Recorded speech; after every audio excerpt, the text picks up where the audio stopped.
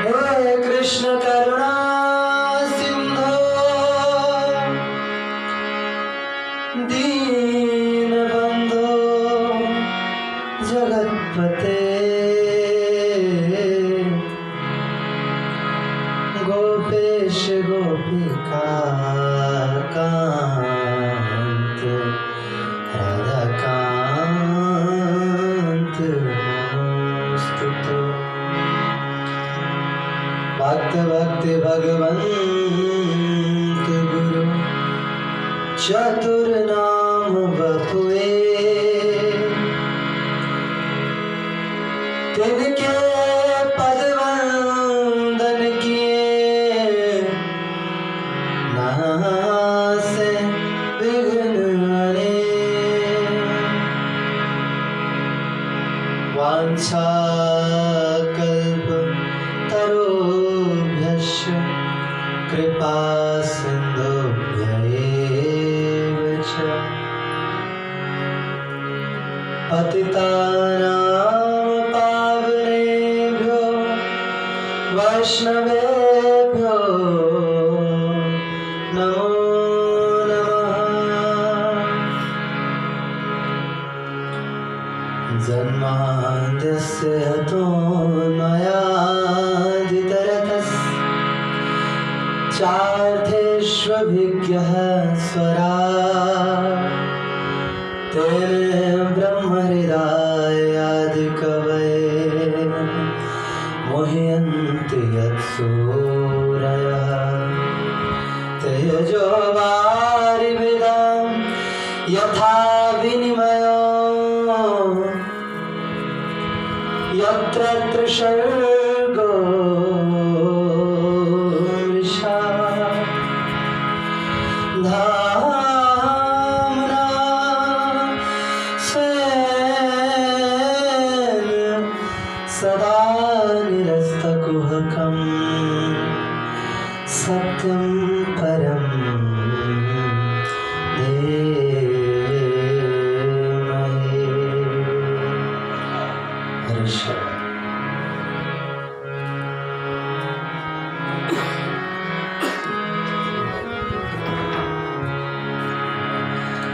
जय सिया राम जय जय सिया राम जय सिया जय सिया राम जय जय सिया राम जय सिया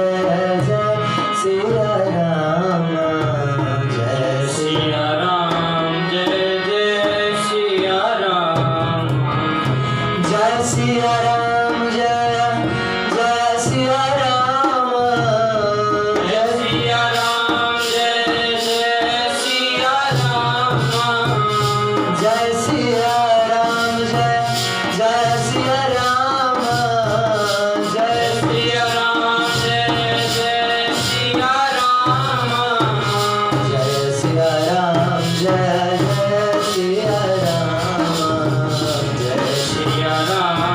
जय सिया राम जय सिया राम जय जय सिया राम जय सिया राम जय जय सिया राम।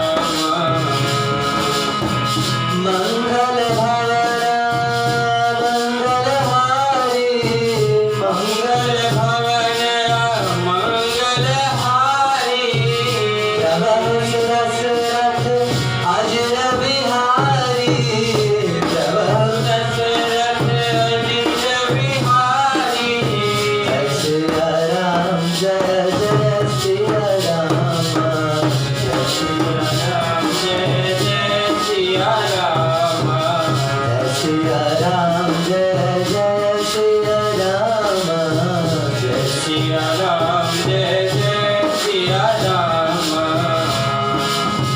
उमा कहूँ मैं अनुभव अपना उमा कहूँ मैं अनुभव अपना सत है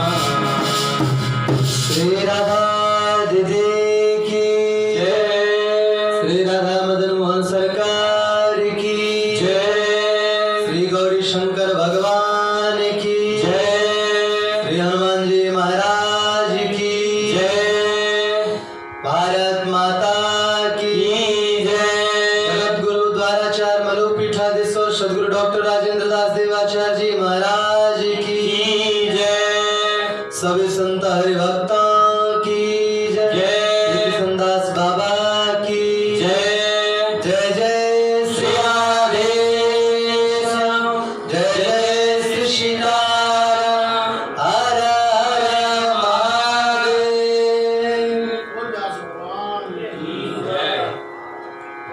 हरे शरणम हरे शरणम हरे शरणम।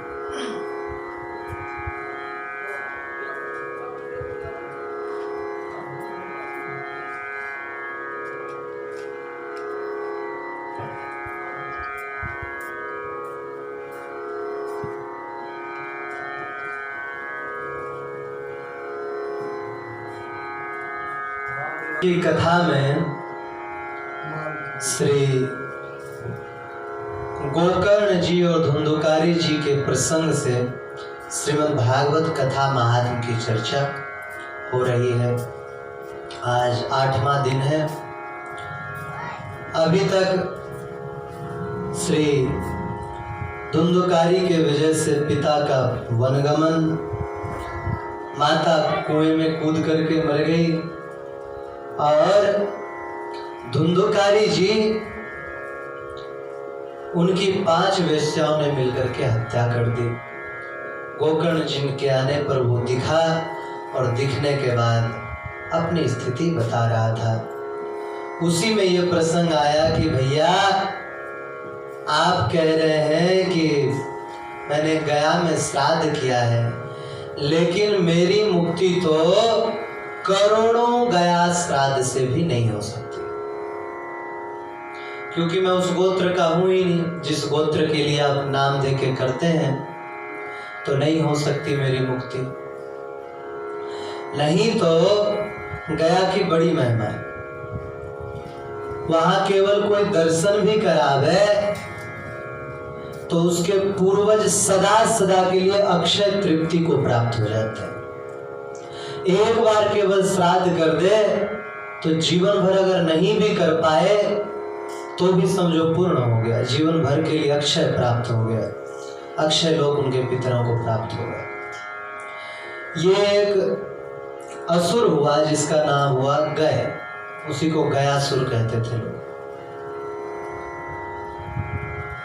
उसने भगवान की तपस्या करी, परम भक्त था भगवान विष्णु नारायण का।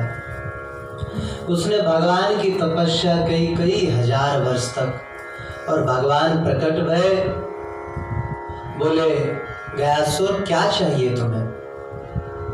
बोले प्रभु, इस संसार के जीवों को दुखी देख करके मैं बड़ा व्याकुल हूं, कैसे इनका उद्धार हो। अगर आप हमसे प्रसन्न हैं तो हमें यह वरदान दीजिए, जो भी मुझे देख ले उसका उद्धार हो जाए। ठाकुर जी ने कहा तथास्तु।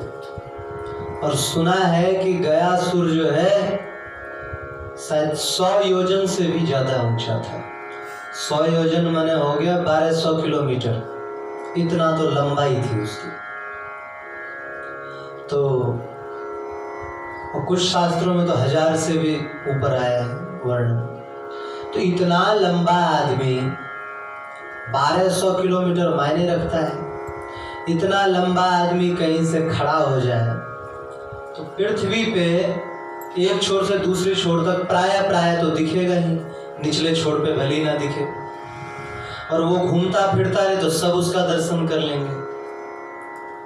1200 किलोमीटर तो पृथ्वी के गुरुत्वाकर्षण के सीमा से भी बाहर है, इतना लंबा। अब क्या हुआ कि उसके दर्शन कर करके जितने भी जीव थे सबका उद्धार होने लग गया, नरक खाली पड़ने लग गया।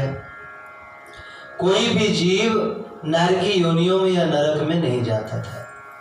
और अगर नारकी योनियां नहीं होंगी तब मनुष्य का काम चलना कठिन है। कैसे? भैंस है, कुछ पाप कर्म किया मनुष्य ने तभी तो भैंस बना। कुत्ता है, कुछ पाप कर्म किए तब कुत्ता बना। पाप कर्म का प्रायश्चित नहीं किया, बंदर बना, भालू बना, बैल बना, और भी तमाम जीव बने। यहाँ तक कि जो अन्न हम खाते हैं, चना, मटर, दाल, ये भी जीव है। बस ये जीव जो है, इसमें जीव हत्या का पाप नहीं लगता है, नहीं तो जीव तो इसमें भी होता है। तो ये सब कोई ना कोई जीव ही आकर के बनते हैं। तो अगर पूरी तरह से सभी निष्पाप होकर के और भगवान के धाम जाने लग गए तो फिर पूरी सृष्टि खाली हो जाएगी। ब्रह्मा जी परेशान हो गए। उन्होंने एक उपाय सोचा और बोले, देवताओं चलो। गयासुर के पास गए। गयासुर ने देखा अचानक सभी देवता प्रकट हो गए हैं। बोले, क्या चाहिए? आप लोग मेरे पास अपने आप आए हैं, मैंने तो आपकी तपस्या नहीं करी, तो आप हमसे मांग लीजिए, क्या चाहिए आपको? बोले, गयासुर हम भी तुमसे मांगने ही आए, देने नहीं आए। क्या? बोले, हम एक यज्ञ करना चाहते हैं। बोले, तो अच्छी बात है, कीजिए। बोले, उसके लिए हमें शुद्ध और दिव्य भूमि चाहिए, उस भूमि में ही हम यज्ञ कर सकते हैं। बोले, कैसी भूमि चाहिए? बोले, जो अत्यंत पवित्र हो, ढूंढ लीजिए। बोले, हमें तुम्हारी छाती से ज्यादा पुण्य भूमि कहीं दिखाई नहीं पड़ा, हम तुम्हारी छाती पर यज्ञ करना चाहते हैं, तुम लेट जाओ। बोले, ठीक महाराज। लेट गए, उनकी छाती पे यज्ञ चला, बड़ा लंबा चौड़ा यज्ञ चला। यज्ञ समाप्त होने वाला था तो ब्रह्मा जी डर गए, फिर खड़ा हो जाएगा, फिर जो पूरी सृष्टि के लोग उद्धार होने लग जाएगा उनका। भक्तमाल में भी ये कथा आई और पुराणों में भी आई। तो इन्होंने भगवान विष्णु का स्मरण किया। भगवान विष्णु ने स्वयं उसके मस्तक पर और हृदय पर गदाधर भगवान का रूप धारण करके, गदा तो रखते ही हो, और वहां पर आसीन हो गए। सभी देवताओं को उसके अलग अलग अंग पर आसीन कर दिया। उसके बाद गयासुर हंसा, बोला, प्रभु मैं चाहूं तो आपको साथ लेकर के उठ सकता हूं, आप देवता, ये सब कोई वजन नहीं मुझ पे, लेकिन जब तक आप मेरे हृदय पर हो तब तक मैं क्यों उठूं? तो अब मैं एक ही वरदान चाहता हूं। क्या?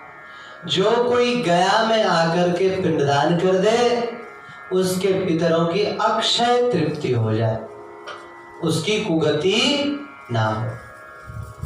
तो ऐसी गया तीर्थ की महिमा है। भगवान ने तथास्तु कहा। तो बोले, भैया जब तुम्हारी मुक्ति ऐसे श्राद्ध से भी नहीं है, तब तो अन्य उपाय सोचना पड़ेगा, शायद अपनी तपस्या से निर्णय करना पड़ेगा। फिलहाल तुम जाओ, प्रातः काल में देखूंगा।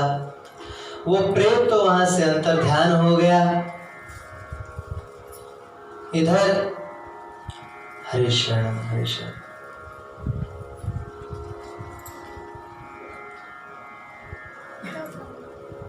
कहते हैं जीव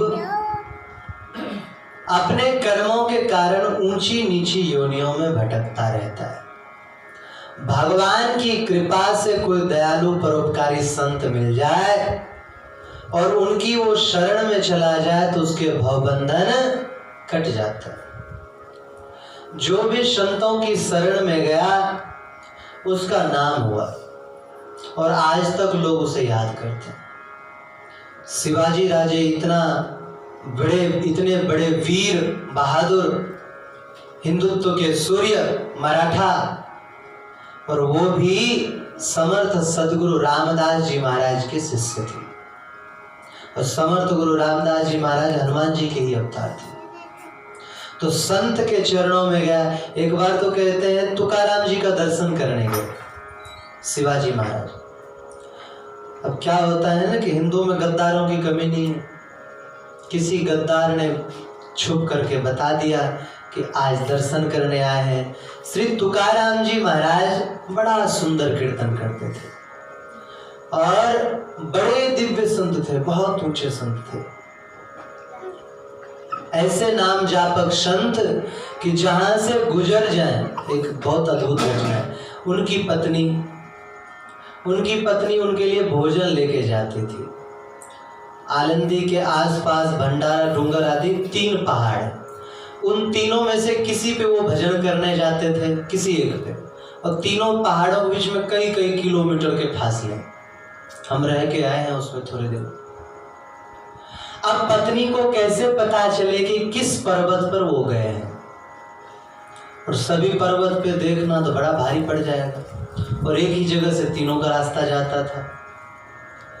तो वो क्या करती थी, तीनों रास्ते की पत्थर उठा करके कान पे रखती, और जिस पत्थर से विठ्ठल विठ्ठल पांडुरंग विठ्ठल विठ्ठल पांडुरंग राम कृष्ण हरि सुनाई दे, उस रास्ते की ओर बढ़ती थी। मतलब जिधर से तुकाराम जी गुजर जाते थे वहां के पत्थर भी भगवान का नाम जपने लग जाते थे। ऐसे दिव्य संत थे। सशरीर वैकुंठ की प्राप्ति हुई थी। तो इनके दर्शन के लिए गए शिवाजी राजे। अब इन्होंने कुछ गद्दारों ने मिलकर के सूचना दे दी तो उन्होंने आकर के घेर लिया मंदिर को। और शिवाजी राजे सुना है निशस्त्र गए थे। तो संत के चरणों में जा रहे हैं, अस्त्र शस्त्र का क्या काम है? परंतु देखो संत कृपा क्या है, उन्होंने पूरा भजन सुना, प्रणाम किया और ऐसे चुटकी बजाते निकल गए वहां से। चारों ओर से घेरे हुए थे कि एक आदमी भी जाएगा तो पता चले, लेकिन किसी को भी पता नहीं चला। ये संत कृपा थी। नहीं तो क्या अकेला कोई ऐसे भी ये मुस्लिम घेर लें अकेले? ऐसे मैंने पहले भी बताया था ना, ये सुअरों की तरह झुंड में वार करते हैं। अकेले अकेले लड़ने की इनमें ना हिम्मत है ना ताकत है, तो प्राय छोड़ते नहीं। परंतु वहां से भी वो निकले केवल और केवल संत कृपा। सुना है रानी रत्नावती थी या शायद गणेश देही रानी थी, नाम में थोड़ा विस्मरण हो सकता है। उनके पति को चला पता कि मेरी पत्नी भगवान की भक्त है, तो भगवान की भक्ति का तो वो कोई खास विरोध नहीं करना चाहता था, लेकिन जो उसके पास लोग रहते थे वो बड़े दुष्ट थे। और पास वालों के कारण सावधान हो जाना चाहिए, वरना पास वालों के कारण बड़ा नाश हो जाता है, कभी कभी बहुत नाश हो जाता है। हरिशरण। तो नगर में कोई संत मंडली पधारे, रानी जी दर्शन के लिए जाना चाहते थे। राजा बड़ा नाराज था, बोले सैनिकों को पहरा कर दिया कि अगर रानी बाहर चली गई तो तुम लोगों का खाल खिंचवा दूंगा। बेचारे दिन रात एक करके रक्षा करने लगे अपने द्वार की। रानी को प्रेमावेश आया, वो गई, संतों का दर्शन किया उन्होंने। बाद में राजा को पता चला रानी तो चली गई दर्शन के लिए। उन्होंने बुला के, अरे रानी चली गई, तुमने मुझे सूचना क्यों नहीं किया? बोले महाराज मैं तो दिखी ही नहीं, कौन रानी गई? तुम सो जाते हो? नहीं महाराज हम नहीं सोए। और एक व्यक्ति सोएगा भी, वहां पर सैकड़ों की फौज खड़ी कर रखी है आपने, सब थोड़ी सो गए। सबसे पूछा तो सबके सब यही जवाब दे रहे थे, महाराज हमने जाते नहीं देखा। झूठ बोलते हो तुम लोग। अब चली गई तो चली गई, अगर भीतर आ गई, अब भीतर नहीं आनी चाहिए, भीतर आ गई तो तुम लोगों की गर्दन उतरवा दूंगा। ठीक महाराज। रानी जैसे गई थी वैसे ही भीतर आ गई, कोई देख ही नहीं पाया। ये थी संत कृपा। क्योंकि जब सच्ची मन में चाहत हो संत के प्रति, सच्चा लगन हो संत के प्रति, तो महाराज बड़े से बड़ा काम, कहते हैं ना, समुद्र को एक गोखुर के जल के समान पार कर सकता है व्यक्ति, अगर संत कृपा हो तो। तो संत के शरण में जो चला जाता है उसके सब बंधन कट जाते हैं। जीव बिना समझे बूझे और महाराज संसार सागर में बहता चला जा रहा है, थपेड़े खाता चला जा रहा है। संत उस भंवर में मिल जाए कोई नौका रूप से और बचा ले तो समझ लो भगवान की बहुत बड़ी कृपा है। भगवान की कृपा की सबसे मोटी पहचान क्या है कि कोई ऐसे संत मिल जाए जिससे हमें भगवान की कथाओं में रुचि होने लग जाए। भगवान की कथा में रुचि होने का मतलब है कि बस आपका अभी आखिरी जन्म है, अब तो भगवान के धाम ही जाना है, किसी संसार में दुख में पड़ करके स्वर्ग नरक में नहीं भटकना है। और महाराज जीव का उद्धार तभी तक नहीं है जब तक वो भगवान की कथा में उसकी रुचि नहीं हुई, तभी तक जीव का उद्धार नहीं। और कथा में रुचि हो जाए। पूज्य श्री राजेश चाचा जी ने एक घटना सुनाई कि एक गांव में एक ब्राह्मण परिवार रहता था। उसमें एक बालक हुआ, 2 भाई थे। उस भाई का नाम, छोटे भाई का नाम राम टहल पांडे नाम था। तो दुर्भाग्य की बात, प्लेग फैला और उसमें इनके माता पिता चल बसे। कुछ दिन बाद भाई ने पालन किया, भाई थी, भाभी थी, लेकिन दुर्भाग्य कभी कभी एक साथ आता है। तो भगवान की क्या माया, भाई भी मर गया। चेचक फैली गांव में और इनके दोनों आंख जाते हुए। राम छोटा सा बालक। अब भाभी इनका पालन पोषण करती, ब्राह्मणी थी, भिक्षा ले आती और भोजन बना खिलाती। लेकिन भगवान की एक अद्भुत कृपा रही। अच्छा, ये तो पुराने जमाने की बात है। नए जमाने में शरणानंद जी, प्रज्ञा चक्षु शरणानंद जी महाराज, आंख नहीं थी बिल्कुल। गुरु शरण में गए, बोले गुरुदेव आंख तो नहीं है, हम पढ़ तो नहीं पाएंगे, आंख ही नहीं है, परंतु हम विद्वान बनना चाहते हैं। गुरु जी ने सिर पर हाथ रखा, साधना बताई और कहते हैं जब वो बोलते थे तो बड़े बड़े विद्वान दांतों तले उंगली दबाते थे, इतना प्रकांड विद्वान। परम पूज्य श्री राम भद्राचार्य जी महाराज प्रज्ञाचर, अंधे हैं, बचपन से अंधे। अब अंधे हैं तो लिखना पढ़ना तो आसान ही नहीं। केवल गुरु कृपा के बल पर आज जगत गुरु हैं, पूरी दुनिया उनको जानती, राम भद्राचार्य जी महाराज। और अच्छे अच्छे पंडित उनके सामने थर्राते हैं, इतने बड़े विद्वान हैं। तो अब राम टहल पांडे भाभी के साथ रहते हैं। अब लोग गांव में क्या होता है, ये हम आज भी चर्चा का विषय है आज का। पहले नाम के आगे राम था, हर किसी का नाम था। हरि राम, गंगा राम, तोता राम, मनी राम, गणेश राम, हर किसी के नाम के आगे राम जुड़ता था।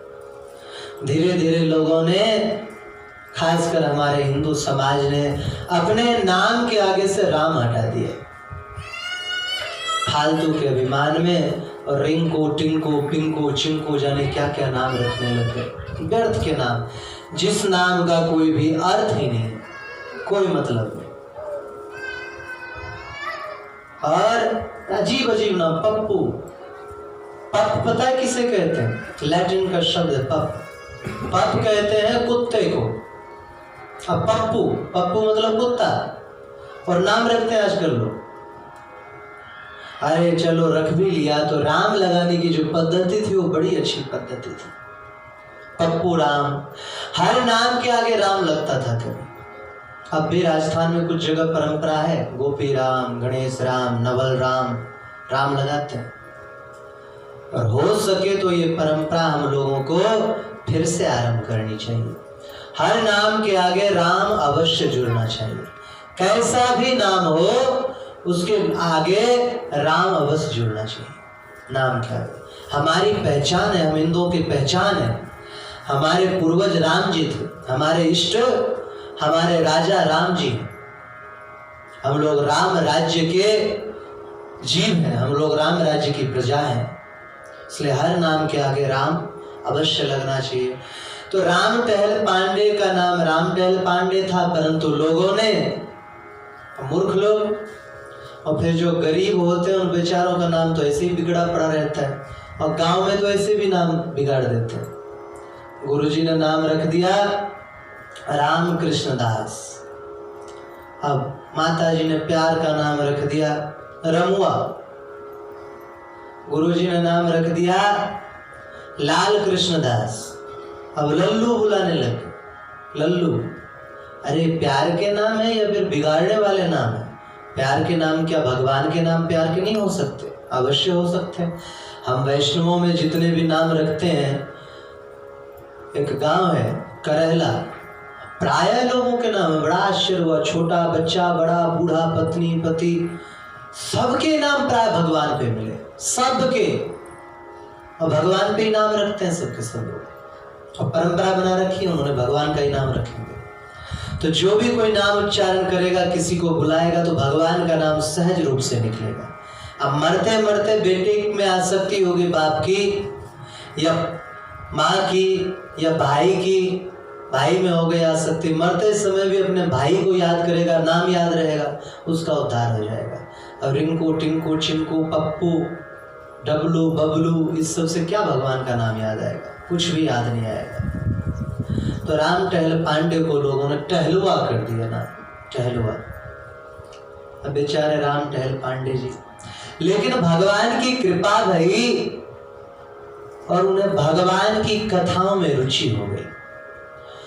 जहां कहीं भगवान की कथा होती वो जाते और जाकर के भगवान की कथा सुनते, लाठी ले लेते हाथ में, टेकते टेकते। कुछ और भी भक्त थे कथा सुनने वाले, पहले कथा में बड़ी रुचि होते थे। हम खुद छोटे से थे तो हमारे गांव के बड़े बूढ़े 18 कोस जाते थे कथा कहीं भागवत की हो रही तो सुनने के लिए। हमारे घर से 18 कोस पे ही एक संत रहते थे। तो उन जमाने में तो आज से 20-25 साल पहले साइकिल भी बड़ी बात होती थी, तो साइकिल रखते थे और बैलगाड़ी रखते थे, उस पे बैठ करके सुबह जाते और दोपहर की रोटी वहीं खाते और शाम को कथा सुन करके फिर आते। तो रुचि थी, हम भी छोटे से थे, बैलगाड़ी में बैठ करके जाते थे, बाद में जीप आ गया, तो बड़ी रुचि थी। और अब तो ये दशा है कि गांव के बीच में कथा हो और लोग कहीं ना कहीं बैठ के ताश खेल रहे होंगे, कहीं बीड़ी पी रहे होंगे, कहीं गप्पेबाजी कर रहे होंगे, और कुछ लोग अंतिम में दर्शन देने के लिए आएंगे। जब कथा समाप्त होने वाली हो 5 मिनट पहले आकर के चलो बाबा को दर्शन दे आते हैं, हाजिरी लगाते हैं। तो ये अवस्था हो गई। तो उन दिनों कथा में बड़ी रुचि थी लोगों की। पहुंचे सबके सब कथा में, राम टहल पांडे भी पहुंचे। हरिशरण हरिशरण। तो उन्होंने व्यास जी के चरणों को पकड़ा, दंडवत किया, बोले व्यास जी आप बड़ी अच्छी कथा बांचते हैं, हमें बहुत पसंद आता है, आप हमें अपने साथ रख लें। अब अंधे हैं, बाकी तो कुछ नहीं कर पाएंगे, आपके हाथ पैर दबा देंगे, हैं, आपके मालिश कर दिया करेंगे, और कुछ सेवा होगी वो कर दिया करेंगे। वो बड़े प्रसन्न है, बोले हमारी यही सेवा है, तुम भगवान की कथा मन लगा के सुनो। आखिरकार उस गांव में कथा समाप्त भई और कथा पहुंची किसी अन्य गांव में। अब लोग जाते थे वहां कथा सुनने, तो राम टहल पांडे जी भी कथा सुनने जाते थे। एक दिन बड़ी तीव्र बारिश हो रही थी, बहुत तेज वर्षा हो रही थी। अब भाभी जी ने सोचा कि शायद आज नहीं जाएंगे, इसलिए कुछ बनाया नहीं था कि आज थोड़ी देर से बना लूंगी। राम टहल पांडे जी को समय का बोध हुआ और भाभी हमारी पोटली दे दो भोजन की, हम कथा सुनने जा रहे हैं। बोले बच्चा हमें तो लगा कि आज तुम नहीं जाओगे, आज तुमने कुछ बनाया नहीं और बारिश हो रही, कैसे जाओगे? बोले हम जाएंगे, अवश्य जाएंगे। और लाठी टेकते टेकते चल पड़े। अंदाज से चल रहे थे, कोई था नहीं रास्ते में। बेचारे अब अंधे तो हैं ही, बारिश का दिन था, पानी थी, तो थोड़ी बहुत इधर उधर मूल रास्ते से भटक गए और जंगल में एक कुआं था, उस कुएं में जाके गिर पड़े। अब जंगल का कुआं, बारिश का दिन, ऐसे में कौन जाता है जी देखने के लिए। बेचारे परेशान थे, परंतु भगवान को याद कर रहे थे, राम राम राम राम राम राम ऐसा रट रहे थे। ठाकुर जी से देखा ना गया उनका दुख।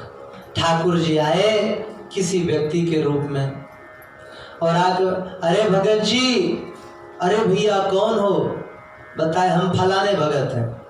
अरे बड़े भले आए, हम इस कुएं में गिर गए हैं, जाओ गांव से रस्सी लेके आओ, आदमी बुला के लाओ, हमें निकालो यहाँ से। बोले अरे आप ये कुएं में थोड़ी गिरे हो, आप तो गड्ढे में गिरे हो। अच्छा, जो कुएं में गिरेगा उसे आंख बंद हो चाहे खुला हो पता तो चलेगा ना, 2-3 जगह टकराएगा फिर नीचे गिरेगा। अच्छा, हमें बहुत बात पता चला, कुएं में धरती का सतह होता है। हम सोचते थे कुआं खोदे उसके बाद अंदर बहुत बड़ा समुद्र है, जो कुएं में गया वो गया। तो एक बार बाल्टी हमारी गिर गई, हम निकालने के लिए गए तो हमने देखा रे नीचे तो जमीन है। हमें पहले ऐसा ही लगता था। तो अब गहरा कुआं और उसमें भी राजस्थान का हो, फिर तो कहना ही क्या। हमारे भी जीवन की एक घटना है। हम कहीं किसी गांव में कथा करने गए थे, तो उस गांव में, राजस्थान का कोई गांव, एक सरोवर था। अब एक तरफ लोग उसी में अपना शौच धो रहे थे, दूसरी तरफ लोग पानी भर के ले जा रहे थे, नहा धो रहे थे, सब कर रहे थे।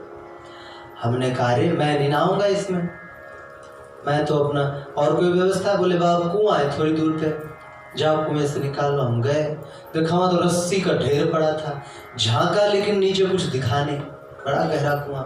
ने रस्सी डाली, अच्छी बाल्टी थी पानी निकालने के लिए, 20-25 मिनट एक बाल्टी ऊपर खींच पाए और बाल्टी में छेद था, ऊपर आते आते एक बूंद पानी में, और उसी में इतना थक गए हम वापस गए और कुंड में ही नहा के फिर आ गए। तो राजस्थान का कुआं हो तो वो और भी गहरा होता है। तो बोले हमें फिर निकालो, बोले लो हाथ दे रहा हूं पकड़ो। बोले भैया हमें तुम्हारा हाथ कैसे दिखेगा, तुम ही हमारा हाथ थाम लो। भगवान कहते हैं कि तुम मेरी ओर एक कदम बढ़ाओ, मैं तुम्हारी ओर एक कदम बढ़ाऊंगा। अरे महाराज एक ही कदम बढ़ाओगे फिर तो हो गया जय सिया राम। बोले भैया मेरा कदम बढ़ाना अगर ना पता हो तो राजा बलि से पूछो मेरा कदम है कितना बड़ा। तो भगवान ही पकड़ सकते हैं, और जीव में कहाँ सामर्थ्य है कि भगवान को पकड़े। और भगवान के पकड़ने का तात्पर्य किसी संत महापुरुष की कृपा से भगवान की कथाओं में रुचि हो जाए तो समझ लो भगवान ने पकड़ लिया। मन का एक आदत होता है, आपने देखा है, छोटा सा कुत्ता पालते हैं लोग शहरों में, कुत्ते को नया नया कुत्ता खरीद के लाए, आगे आगे मालिक पीछे पीछे कुत्ता खींचते ले जाते हैं और कुत्ता करता हुआ घसीटता जाता है, जाना नहीं चाहता नया कुत्ता। और कुछ दिन बाद ऐसा अभ्यास होता है मालिक पीछे पीछे कुत्ता आगे आगे खींचता हुआ चलता है। इसी तरह मन की वृत्ति है, पहले भगवान की कथा में आग लगाओ मन को तो घिसटता रहेगा, अरे नहीं जाना है, अरे क्या करना है, अरे अंत में चले जाएंगे 2 मिनट के लिए, अरे घर में पड़े रहो अभी तो भोजन किया, अरे सोने का समय है, घिसटता है। अरे अभी मेहमान आए हुए हैं, थोड़ी देर ताश ही खेल लो, थोड़ी देर हुक्का पी लो, थोड़ी कितनी अच्छी निंदा चल रही है, फलाने व्यक्ति की निंदा सुनने को मिले ना मिले कर ले, तो मन घिसटता है। लेकिन एक बार ऐसा अभ्यास हो जाता है फिर भगवान के नाम के बिना रहा नहीं जाता। श्री रैदास जी महाराज, अब कैसे छूटे नाम रट लागी। वो हम लोग कह रहे हैं भाई कोई उपाय बताओ जिससे भगवान में मन लगे, वो कह रहे हैं कि कोई उपाय बता दो जिससे राम नाम की रटन छूट जाए। बड़ी मुसीबत है महाराज। एक गोपी प्रातः काल का समय, नारद जी आए ब्रज का दर्शन करने और महाराज वो प्राणायाम में लगी हुई है। आश्चर्य हुआ, आंखों पे भरोसा नहीं हुआ। गोपी टोकरा बगल में रखा है गोबर का और प्राणायाम कर रही है, जमुना किनारे बैठी। अरे लाली, अरे कौन? अरे बाबा नारद जी आ गए, आइए गुरुजी दंडवत किया। ये क्या कर रही है? बोले मैं समाधि लगाने का प्रयास कर रही हूँ। सुना है असंप्रज्ञात समाधि प्राणायाम करते करते लगता है, तो मैं समाधि में जाना चाहती। क्यों? कहा बतावे बाबा, ये नंद को छोरा हृदय में ऐसे प्रवेश कर गया कि निकासते भी ना बने, में उगलते भी ना बने, निगलते भी ना बने, कभी हटे ही ना है। कछु भी करूं, कछु काम करूं, वहां में मेरा चित्त ना लगे। ऐसो कहा है वो, कहा बतावे। एक दिन की बात ही, मेरी बातें नजर मिल गई, अब वो मेरे मन में समा गया। फिर सास ने कही, अरे बहू ले दही मत ले। और महाराज दही अलग, मैं तो राई है सरसों डाल करके और मथने लग गई उसको। सास ने कही, अरे बाबरी हो गई है क्या? जा पानी ले आ। पानी लेवे को गई, वहां पर गोद में बच्चा, मैं भूल गई कि मटका कौन सा है और बच्चा कौन सा। बच्चे के गले में रस्सी बांधने लगे। लोगों ने समझाई, अरे बाबरी है गई है, बच्चे के गले में रस्सी बांध रही है। तब ध्यान आई, कोई ना मटका में पानी भर लियो। तब तक फिर दिखाई दियो वो छोरा आगो और आके कही कि अरे गोपी, अरे सखी, मैं ऊंचाई दे। हाँ लाला ऊंचाई दे। अब वो ऊंचाई लग गया, मैंने या तरफ से पकड़ी, वहां तरफ से पकड़ी, और जैसे ऊंचाई को उठाया, वहां तो कोई है ही ना, वो तो मेरे मन को बहम हो। और महाराज ऊंचा और धड़ाम से मटका फूट गो। हम सास ने कही, अरे बहुरिया चून मार ले, मारूंगा चून मल ले। हम मलबे के ताई बैठी, ठाकुर जी आगे, अरे गोपी ने पाम मसक दे, मैं पाम मसकने लग गई। और तब तक पता ना कहा है वो सास आए के फटकार भी लगी, अरे सुबह से बैठी है चून और दवाई जा रही है, दवाई जा रही है, चून को ही दवाई जा रही है। तब होश आयो कि हमारे लाला को चरण आए, तो चून है, अब कोमल लगे और मोह लगे, लाला को चरण है। तो ऐसी बात है महाराज। सुनो है कि असंप्रज्ञात समाधि में हर चीज भूल जाए, कछु याद ना रहे। तो महाराज मैं या के ताई समाधि लगाए को प्रयास कर रही हूँ कि कैसे वो मेरे समाधि लग जाए और ये नंद को छोरा हृदय ते निकल जाए। तो वही अब कैसे छूटे नाम रट लागे। क्यों? बोले क्योंकि हमारी एकता बहुत हो गई। श्री हरिदास जी महाराज ने ही गाया है, एक बड़ा सुंदर पद है।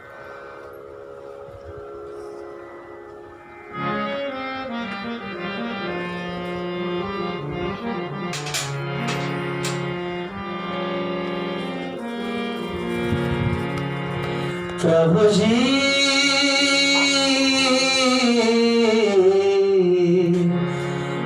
तुम चंदन हम पानी। बोले प्रभु आप चंदन और हम पानी है। अब चंदन पानी मिल जाए तो महाराज फिर अलग होना असंभव है। प्रभु जी तुम परवर हम पखिया, प्रभु जी तुम सरोवर हम मछिया। अब कैसे छूटे नाम रट लागे। बोले आपका और हमारा संबंध कैसा है? बोले तुम मोती हम धागा। अब माला है, बिना मोती धागा के नहीं हो सकता। उसमें से मोती निकाल दो तब भी माला नहीं कहलाएगी। अब मोती पड़ी रहे, धागा हटाए दो तब भी माला नहीं कहलाएगी। दोनों मिलकर के ही माला बनती है। बोले ये हालत हो गई, अब भगवान हृदय से निकलते नहीं महाराज। तो कोई संत मिल जाए और उनकी कृपा से भगवान की कथा हमारे हृदय में ऐसा समा जाए कि फिर वो छूटे ना छूटे, हट ही ना सके, मजबूर हो जाए कि अब भोजन के बिना रह सकते हैं लेकिन भजन के बिना रहा नहीं जाए, ये अवस्था आ जाएगी। और ऐसा भजन बनेगा, रोम रोम से भगवान नाम निकलेगा। एक भक्त हुए हैं, उनका नाम था चोखा मेला। वो एक ब्राह्मण दंपत्ति थे और वो ब्राह्मण दंपत्ति विट्ठलनाथ जी के दर्शन करने जा रहे थे, ठाकुर जी के। तो आम ले गए भेंट चढ़ाने के लिए। बड़े भावुक भक्त थे, जा रहे थे, कहते हैं ठाकुर जी इनके भाव को देख करके रास्ते में ही ब्राह्मण के रूप में प्रकट हो गए, साधु के रूप में। भगत, हाँ महाराज आइए, दंडवत, बैठिए। पेड़ के नीचे बैठे थे। भाई भूख लगी हमें। बोले महाराज और तो कुछ नहीं है, ठाकुर जी के लिए आम था, जैसे भगवान वैसे संत भगवान, लीजिए आम चोखिए। अब वो आम चूसते गए और जो उनकी पत्नी थी ब्राह्मण की, उनके अंचला में फेंकते गए और इस तरह सब आम चूस गए, आंचला में डाल दिया। बोले जय हो भगत, चले गए। अब उसने सोचा चलो ये तो बड़ी कृपा हुई, संत के प्रसाद भी मिल गए, संत की शीत प्रसादी। अंचला में लेके आगे बढ़ रही थी, सोचा पाऊं, पति आगे आगे चल रहे, देखा तो एक छोटा सा दिव्य सुंदर तेजस्वी बालक दिखा। अब बेचारी ब्राह्मणी घबरा गई कि पता नहीं मेरे पति पूछेंगे किसका बालक है, कौन है, क्या जवाब दूंगी। घबरा करके एक पेड़ के नीचे उसको रख दिया और चली गई। तो कोई चमार, चर्मकार, शूद्र, उसने देखा उस बच्चे को, वो अपने यहाँ लाके लालन पालन किया।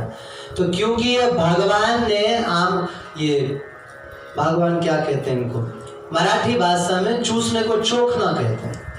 चोखा और मेला मतलब चूसने से मिले, आम चूसने से, तो नाम चोखा मेला रखा गया। तो परम भक्त भगवान के एक बार कहते हैं कि ठाकुर जी के दर्शन के लिए गए, भाव उमड़ा, केले लेके गए, ठाकुर जी को देंगे, केला चढ़ाएंगे। प्राचीन भारत में कुछ मूर्खों ने मिलकर के अजीब नियम बनाए थे, अब भी बहुत जगह चल रहा है। हम प्राय हर जगह विरोध किए इसका, पैगांव में भी किए, खाजपुर में किए, और नियम लगाए कि ठाकुर जी के मंदिर में आने से किसी को मनाही नहीं होनी चाहिए, सब ठाकुर जी की संतान है। तो क्या है कि बहुत सारे मंदिरों में शूद्रों का अप्रवेश था, प्रवेश नहीं कर सकते। अब भी बहुत लोग नियम बना के रखे हुए, जबकि शास्त्र में कहीं नहीं लिखा है कि किसी जीव को आप भगवान के मंदिर जाने से रोक सकते हो, कहीं भी नहीं लिखा।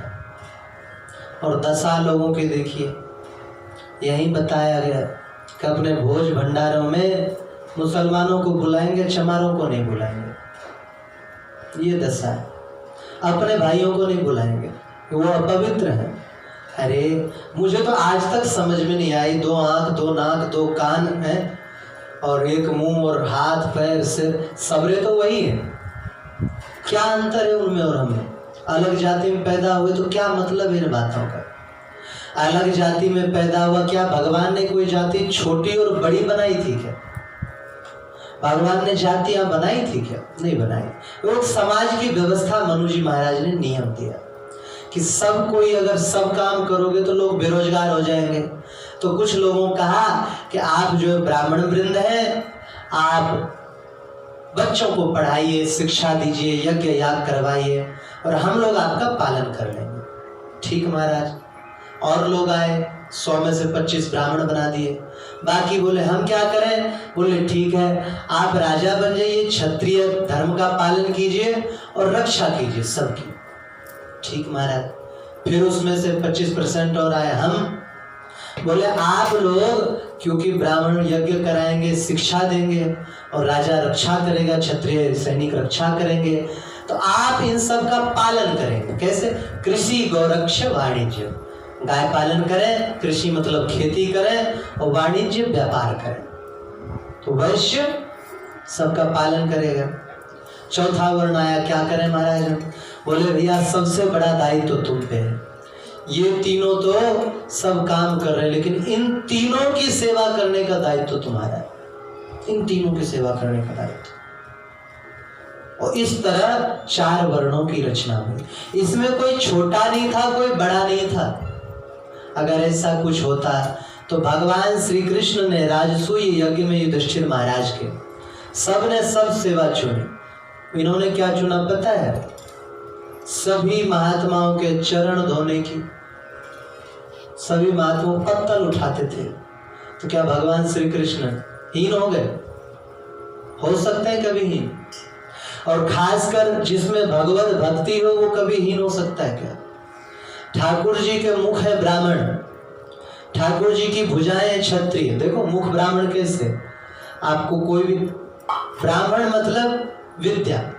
जब भी आपको कुछ भी है, विद्या बुद्धि ज्ञान, वो दिमाग पे होगा, मुख बोलता है। और जब भी कोई हमला करेगा रोकने के लिए सबसे पहले हाथ जाएगा, जाता है नहीं?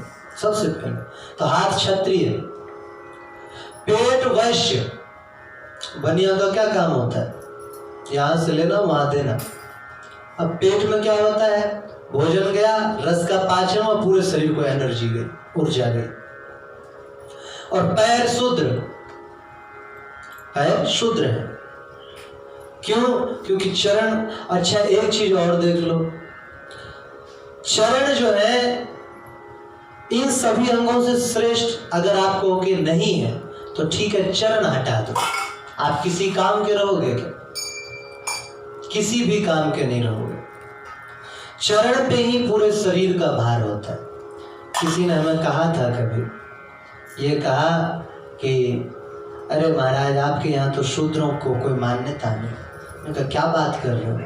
कुछ लोग बहकावे में आ गए, मूर्खों के तो अलग बात है। जो शास्त्रज्ञ हैं, जिन्होंने सचमुच शास्त्र पढ़ा है, ऐसे ही झूठे शास्त्री लगाने लगे तो हम नहीं कह सकते। हमें भी करहला गांव में मिला एक व्यक्ति, शास्त्री था, कोर्स किया था, डिग्री थी। बोले ठाकुर जी को रामानंदी तिलक नहीं लगानी चाहिए, फिर निम्बार की लगानी चाहिए। हमने कहा निम्बार जी खुद 1300-1400 साल पहले आए हैं, उससे पहले भगवान आए कि नहीं? संप्रदाय तो अब बने।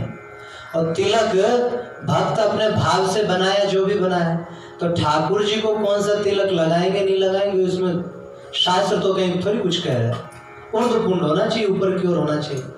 बोले वाह हम भी शास्त्र पढ़े। ठीक, शास्त्र से किम परिभाषा, शास्त्र से का परिभाषा, शास्त्र की परिभाषा क्या है? वो इतना मूर्ख आदमी था, वो बोले किस भाषा में बात करूंगा? अरे संस्कृत भाषा का सूत्र है भाई, क्या शास्त्री की हो? फिर तो सबरे शास्त्र पढ़े हैं, ऐसे ही पढ़ लिए सबरे शास्त्र। सबरे शास्त्र पढ़ना आसान है क्या? एक शास्त्र में भी महारत हासिल करना कठिन, और सब शास्त्र पढ़ लो। तो ऐसे मूर्खों की वाणी में आ जाए कुछ लोग तो अलग बात है, नहीं तो हमारे यहाँ पर तो ब्राह्मण और शूद्र मिलते हैं। अरे क्या बोल रहे हो आप? जब हम किसी के प्रति झुकते हैं, किसी के प्रति श्रद्धा व्यक्त करते हैं, तो क्या करते हैं पता है? अपने सिर को उनके चरणों में रख देते हैं। चरण कौन है? भगवान के, शूद्र है, और सिर ब्राह्मण। तो क्या चरण अपवित्र हो गए ठाकुर जी के? जिन चरणों की इतनी महिमा गाई गई है, एक पद है, अब तो भूल भी गए बहुत कुछ।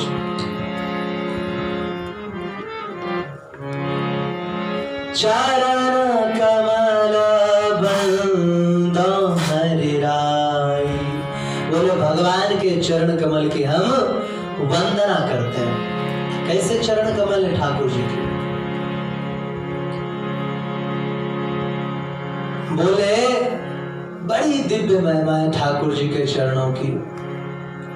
बोले जिन चरणों की कृपा से,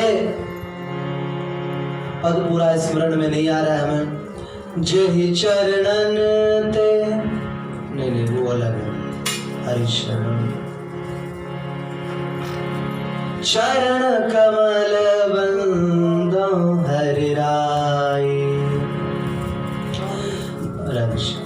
बोले भगवान के चरणों की हम वंदना करते हैं, जिन चरणों की कृपा से पंगु गिरि लंघे। और रंग चले सिर छत्र धराए। जिन चरणों की कृपा से पंगु व्यक्ति भी पहाड़ को लांघ जाता है। अरुण सूर्यदेव के सारथी पंगु हैं, उनके पैर नहीं है, लेकिन भगवान सूर्य नारायण का आश्रय लिया और महाराज पूरी दुनिया के ऊपर बैठे। पंगु चले सिर, पंगु गिरिलंग है और रंग चले सिर छत्र धराए। रंग, सुदामा जी गरीब थे और वो राजा हो गए सुदामापुरी के। और बोले बहिरो सुने गूंग पुनि बोले। बहरा सुनता है, गूंगा बोलता है। क्या बात बोल रहे भाई? ध्रुव जी 5 साल के बालक, कुछ नहीं आता था, भगवान ने कृपा करी, गाल पे शंख छुआया और महाराज ध्रुव जी की स्तुति में पूरे भागवत का राज समाये, पूरे भागवत का रहस्य। ऐसी दिव्य स्तुति ध्रुव जी की। और चरण कमल बंद सूरदास स्वामी करुणा में बार बार बंदों थी पाई। सूरदास जी कह रहे हैं कि हम उन चरणों को बार बार वंदन करते हैं। तो भगवान के चरण इतने दिव्य हैं कि पत्थर से बनी अहिल्या को दिव्य नारी बना दिया। भगवान के चरण कमल का धोवन गंगा जी है, तो क्या उनके चरणों से उत्पन्न हुआ शूद्र चमार अपवित्र हो गया क्या?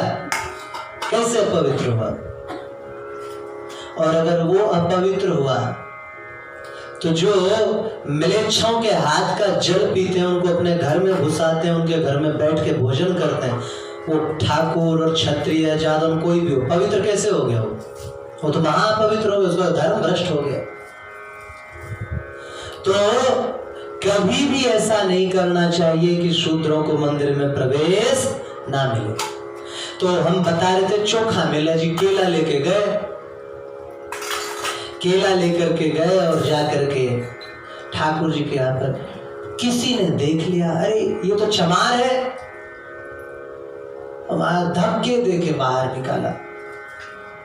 फिर भी मन नहीं भरा, पिटाई आरंभ कर दी, मारते मारते अधमरा कर दिया, केले उठा के फेंक दिए। फिर ये उठे और उठ करके केले लिया जो था पड़ा हुआ, साफी से पोंछ के घर ले आए। रात्रि समय ठाकुर जी आए, दरवाजा खटखटाए, कड़ा रहे थे, पत्नी हल्दी से सेक लगा रही थी, ये करा रहे थे। ठाकुर जी ने दरवाजा खटखटाया, कौन है? बोले मैं हूं। मैं कौन? बोले पांडुरंग। क्या काम है? पहले तो पिटवा दिया और अब तुम देखने आए हो कि मरे हैं कि जीवित हैं? बोले अरे भाई दरवाजा तो खोलो। क्यों खोले हम दरवाजा? अरे भाई खोलो। खोला दरवाजा और पीट करके बैठ गए। ठाकुर जी सामने आए, रे भगत क्या बताएं, सुबह से बड़े भूखे हैं। अरे क्या झूठ बोलते हो, हमें मंदिर से उठवा के फेंकवा दिया। अब भक्त ये थोड़ी मानता है कि किसी और ने कुछ किया है, वो तो यही मानता है कि ठाकुर जी नहीं करवाया। बोले अगर इतना ही प्रेम था हमसे तो बोल नहीं सकते थे पुजारी को, अरे भाई मेरा भगत है मत मारो? कुछ नहीं बोले। बोले क्या बताएं तुम्हें, तुम तो मुझे साक्षात देखते हो, हम उनको तब बोले ना जब वो मुझे साक्षात समझते हो। उसने तो हमें पत्थर की मूर्त मान रखा है, व्यवसाय बना रखा है, ठाकुर के नाम से पैसा कमाने लगे, तो हम कैसे माने? सभी पुजारी ऐसे नहीं होते, कुछ होते हैं।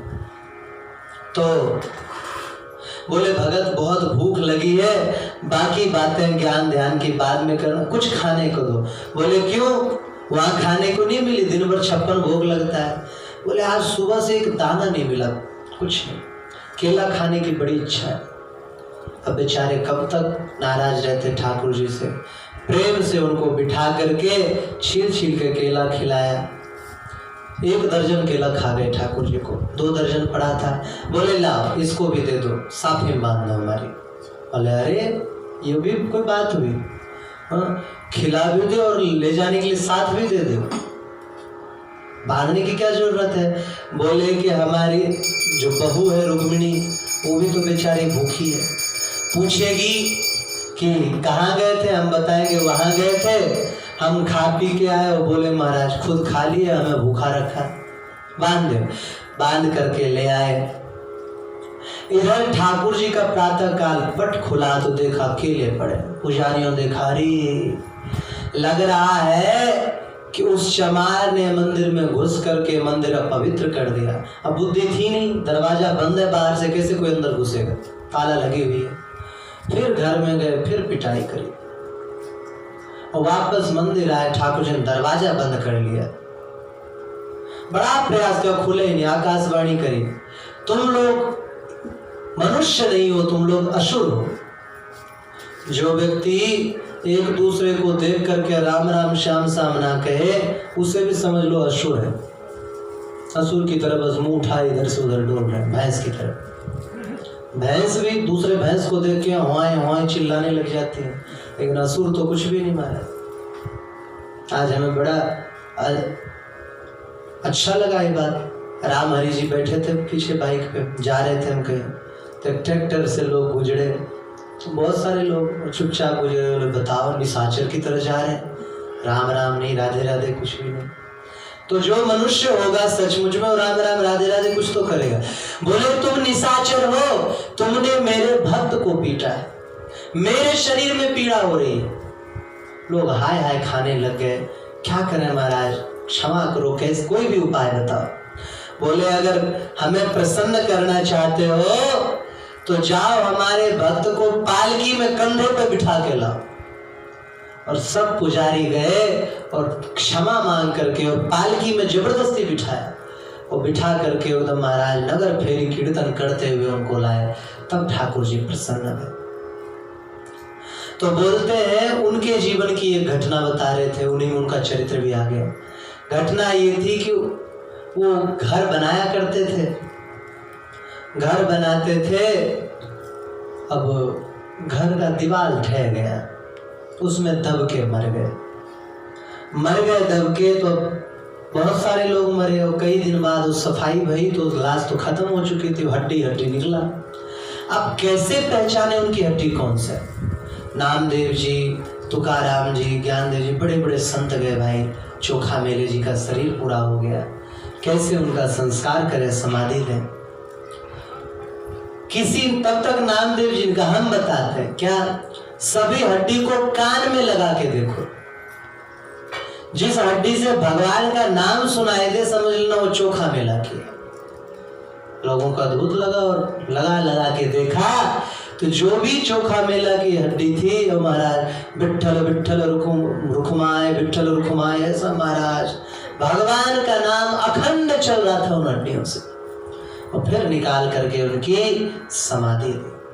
तो भगवान का नाम जप करते करते ऐसा हो जाता है, फिर रोम रोम से भगवान का नाम निकलता है।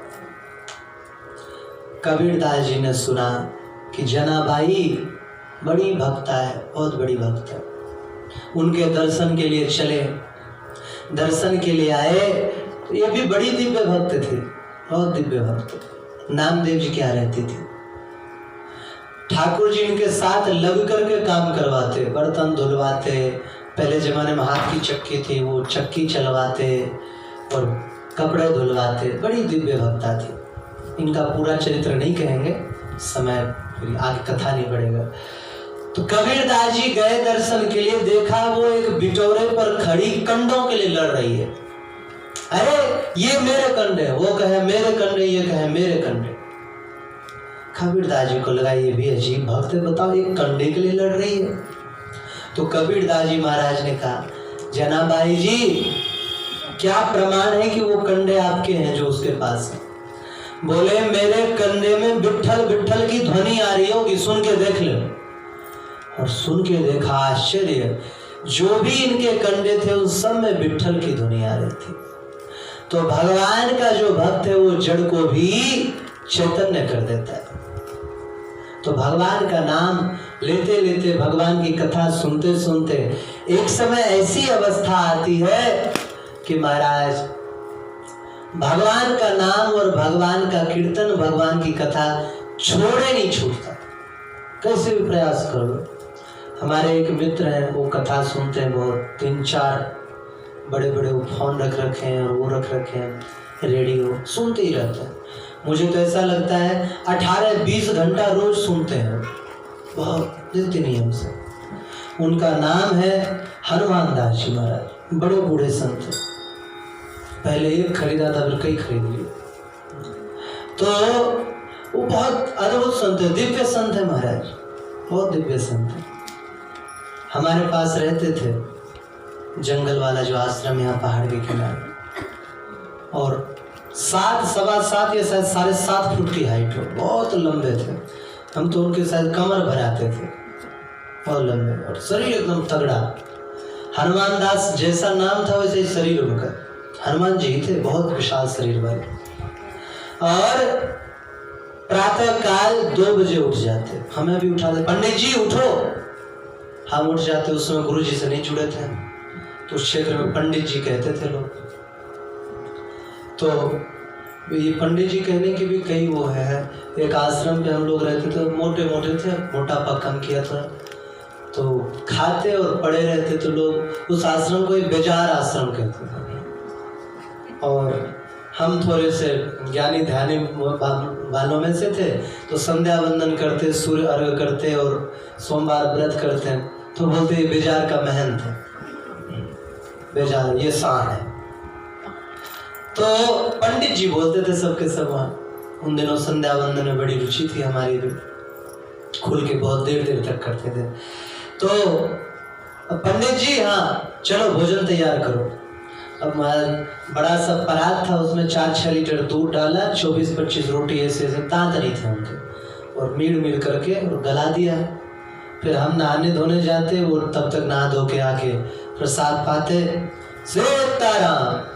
वो प्रातः निकलते और यहाँ से चले जाते बरसाना, वहाँ की परिक्रमा करते पैदल, वहाँ से जाते पैदल ही गोवर्धन, वहाँ की परिक्रमा करते और फिर वहाँ से पैदल डीग आते। और डीग में दाऊ दादा का मंदिर है, देखा होगा, उनका दर्शन करके फिर वहाँ से पैदल जरखोर आते, जरखोर की परिक्रमा करते हुए उसके बाद हमारे पास यहाँ आ जाते थे। तो हनुमान दास जी बड़े दिव्य महात्मा। एक बार किसी ने व्हाट्सएप पे कैसा स्टोरी डाला, कोई साधु वेशधारी। अभी इन लोगों के पास अकल भी नहीं होता भाई, साधु बने हो तो गुरु शरणों में रहो, भजन करो, घूमते रहते हैं इधर से उधर। तो कहीं गया होगा किसी गांव में, गया तो गांव का नाम नहीं लेंगे, बदनामी होगी बेचारों की। तो गांव में एक ऐसा व्यक्ति था, किसी का 2-3 थप्पड़ लगाए साधु को, और वीडियो बन गया उसका, व्हाट्सएप में डाल दी। अब हम हनुमान दास जी को दिखाए, देखो ये साधु पीटा गया, उनकी आंखें लाल, बोले जगह देखो जगह देखो।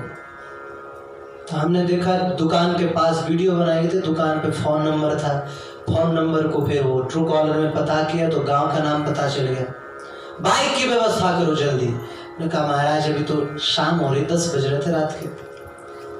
मैंने कहा ना व्यवस्था करो। हम गांव गए, गांव से बाइक लेकर के आए, चला और बाइक चलाते उस गांव पहुंचे। अब फोटो उसका खींच रखा था बाबा जी ने, स्क्रीनशॉट। अरे इसको देखा है क्या, इसकी लॉटरी लग गई है 25 लाख की, हम वो देने आए। अब लोभ में लोगों ने भी बता दिया, वो भी बाहर आया और महाराज ये पकड़ लिया हाथ, और कोई धोबी पछाड़ होता है शायद पहलवाने में, और धोबी पछाड़। उसके बाद भी उनको बेहोश हो गया पूरा, संतुष्टि नहीं भाई, संतुष्टि, दांत नहीं थे उनके, मुझे तो लगता है दांत से खाते उसको। तो महाराज ले करके हाथ और ऐसे मड़ोड़ते गए, उखाड़ दिया और खून की एकदम फवाड़ा। और हम एकदम से पकड़े, वहां चलो चलो। डर इतना लोगों में कि कोई आने की हिम्मत ना करे। शरीर बताया ना हमने कितना लंबा चौड़ा था, मतलब हमारी जान उनका ये था कलाई, इतने तगड़े महात्मा। अब पता नहीं, मुझे तो कभी कभी लगता है वो हनुमान जी ही थे, लंबे समय रहे हमारे साथ। और एकदम से पकड़े, और हम तो बच्चे ही हैं उनके सामने। तो हम पकड़े खींचे, उनको तो पता भी ना चले कोई खींच रहा है। बड़ी मुश्किल से फिर 2-4 और लोगों ने भी कहा चलो चलो चलो। 2-4 लोग और भी गए थे बाइक से, फिर जल्दी से ले आए और उन्होंने भी कहा वीडियो बनाओ इसका, वीडियो बनाओ इसका। तो हमने वो वीडियो बनाया था, लेकिन नेट पे इसलिए नहीं छोड़ा कि महात्मा है, समझता नहीं, पकड़ा जाएगा। तो हनुमान दास जी महाराज बड़े अद्भुत संत थे। इतना चलना एक दिन में ही भारी पड़ जाता है। 6 महीना लगातार हमारे साथ रहे, लगातार नित्य नियम से, कोई फर्क नहीं पड़ता था बरसात में और कुछ नहीं। हरिशरण। तो वो महात्मा कहा करते थे, हम कहते थे महाराज जी क्या दिन भर आप कथा सुनने में लगे रहते हो, आपको कथा करना भी नहीं होता है, करते हो नहीं, सुनाते हो नहीं, कुछ दिन रात सुनते रहते हो।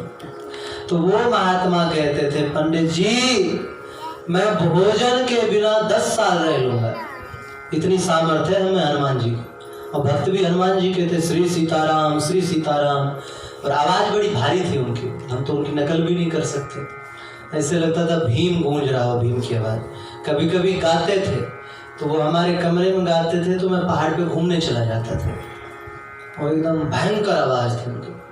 तो बोलते थे हम कथा के बगैर एक क्षण नहीं रह सकते, भोजन के बगैर हम बहुत रह सकते हैं, लेकिन कथा के बगैर एक क्षण भी नहीं रह सकते।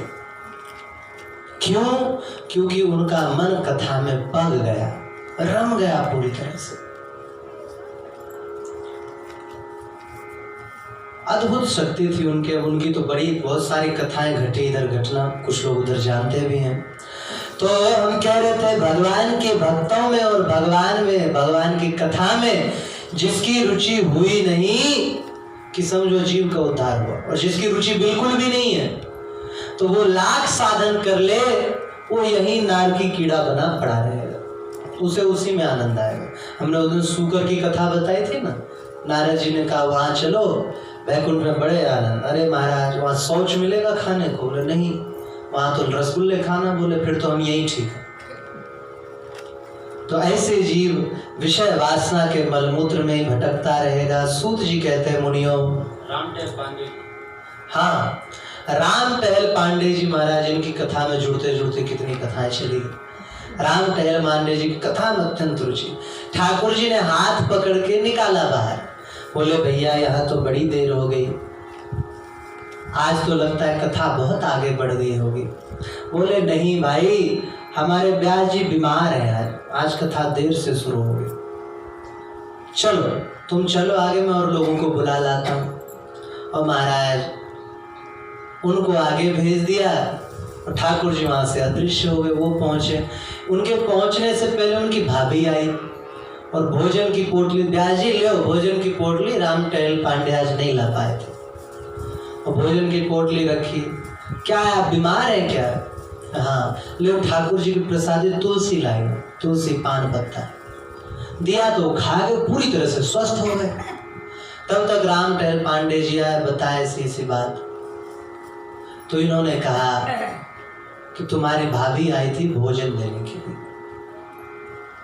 अब भोजन देने के लिए आई थी, बोले कि अच्छी बात है, कथा सुने। वापस गए, बोले भाभी बड़ा अच्छा किया तुमने भोजन भेज दिया, वरना मैं भूखा रह जाता। बोले अरे क्या बोल रहा है तू, मैं कब गई, मैं तो गई ही नहीं आज। अब वहां जो लोग कथा में बैठे थे उन्होंने कहा अरे काय को झूठ बोल रही बहन, तू तो भोजन दे के आई, ब्यास जी को तुलसी पत्ता दिया। अब वो बोले मैं गई नहीं। वो गांव वाले भी बोले अरे आज तो ये पानी साफ कर रही थी, आंगन में पानी भर गया था। ब्यास जी को बुलाया गया, गाड़ी से बैलगाड़ी में बिठा के लाया गया। ब्यास जी भी बोले अरे आई तो थी, तुमने तो पत्ता दिया। और अब दोनों तरफ फिर बात दोनों की जब हुई तब समझ में आया कि भाई कोई और भाभी भैया कोई नहीं था, वो तो साक्षात ठाकुर जी थे, भगवान थे। तो जिनकी भगवान की कथाओं में रुचि हो जाती है वो महाराज भगवान ही उनकी देखभाल करता है। हमने सूत सौनक संवाद में सूत जी का जीवन चरित्र बताया, पिछला जीवन चरित्र। 100 वर्ष तक भगवान की कथा सुनते रह गए। उनके प्रति तनिक सा अभाव आया उन दोनों ब्राह्मणों का, तो महाराज गोमती गंगा सूख गई। याद है? भूलते जा रहे हो? याद है? ऋषभ। तो सूत जी कहते हैं, मुनियों, गोकर्ण के आश्वासन को पाकर के प्रेत तो चला गया, किंतु रात भर गोकर्ण जी बैठ करके सोचते रहे। ये कहते हैं टेंशन बहुत बुरी चीज है। पूज्य श्री पराशर जी महाराज तो बड़ी अद्भुत व्याख्या करते हैं। बोलते हैं, बोलो बताओ, भयंकर गर्मी में एक सन हो ऊपर सूरज तो खोपड़ी गर्म हो जाए। टेंशन 10-10 सूरज एक साथ सिर में तपे तो कितनी पीड़ा होगी। और ये बहुत अजीब चीज है। मार्केट में जा रहे हो, किसी अनजान व्यक्ति बोल राम राम ताऊ, ठीक ठाक, और चले जाओ। अब वो टेंशन में पड़ जाएगी, ये था कौन भाई। अब दिन भर टेंशन में रहेगा। और लोग छोटी छोटी बातों पे टेंशन ले लेते हैं। अब ये चिंतित रहे, चिंतित व्यक्ति को नींद नहीं आती, रात भर सोचते रहे, लेकिन कोई भी उनको युक्ति बैठी नहीं दिमाग। प्रातः काल हो गया, प्रातः काल स्नान ध्यान कर ही रहे थे, तब तक पूरे गांव में हल्ला हो गया। अरे भैया गोकर्ण जी आ गए, गोकर्ण जी आ गए, गोकर्ण जी आ गए। इस समाचार से तो महाराज संपूर्ण ग्राम में उत्साह छा गया। सभी बड़े छोटे नर नारी उनका दर्शन करने आ गए। कोई तीर्थ यात्रा का वृत्तांत पूछता, कोई धुंधुकारी के संबंध में बताता, कोई बताता पता नहीं वो मर गया कि कहीं प्रदेश गया, कि धन के लोभ से किसी ने मार डाला, कुछ नहीं पता चला। यह सुनकर गोकर्ण जी ने कहा, रे भैया वो ना तो अपने आप मरा और ना प्रदेश गया, उसे तो वेश्याओं 5 वेश्याओं ने यातना देकर के मार डाला, अकाल मृत्यु भई उसकी, प्रेत बन गया। अरे महाराज आपको कैसे पता चला? बोले रात्रि के समय वो यहाँ पर आया था और आकर के उसने प्रार्थना की थी उद्धार की।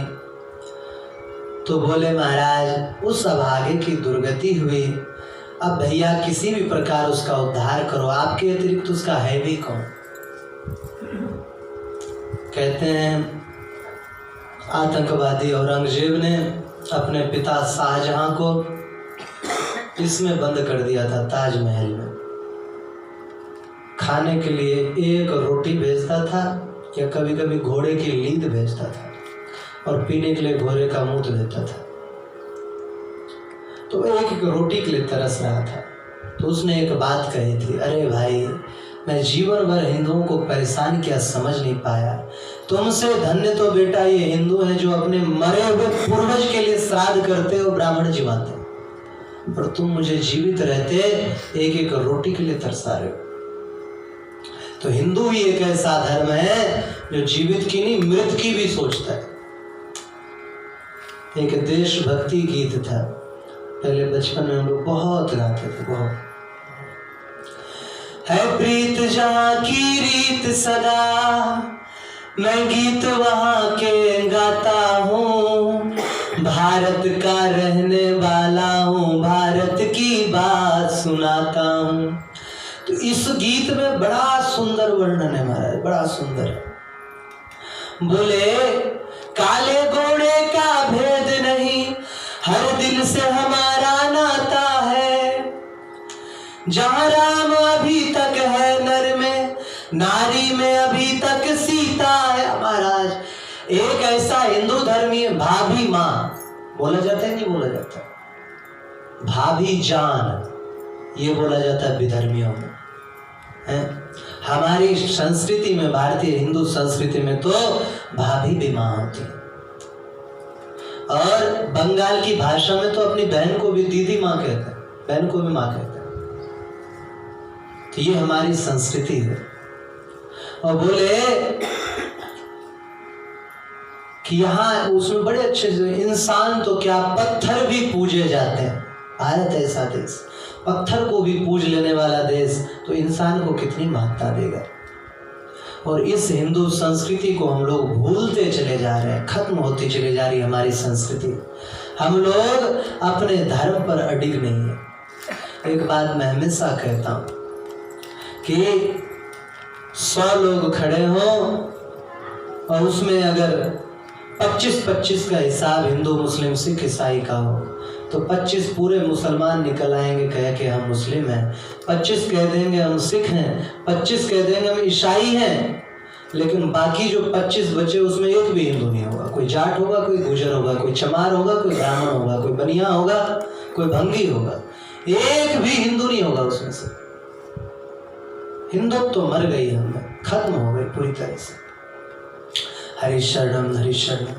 तो हम कह रहे थे कि गोकर्ण जी ने कहा कि भैया जितने भी पंडित हैं यहाँ पर उन सभी को बुलाइए महाराज। सुन करके सब बड़े बड़े गांव के लोग दौड़े आए और गोकर्ण जी के प्रति सबका बड़ा प्रेम था तो वहाँ सबके सब लोग आए और आए। ऐसा हमने भी एक बार जीवन में देखा था, अद्भुत घटना, पूरा गांव दौड़ते देखा था।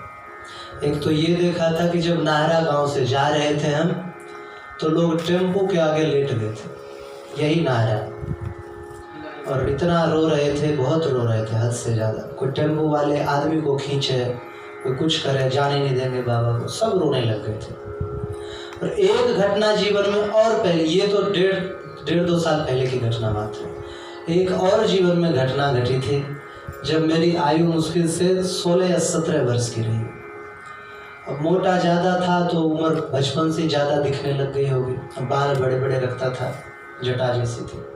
हालांकि घटना सुनाने योग्य नहीं है, लोग अपनी घटनाओं को छुपाते हैं, लेकिन हमने कहा है ना हम बेशर्म हैं, हमें अपनी और दूसरे की किसी की भी शर्म नहीं, इसलिए हम सुना देते हैं।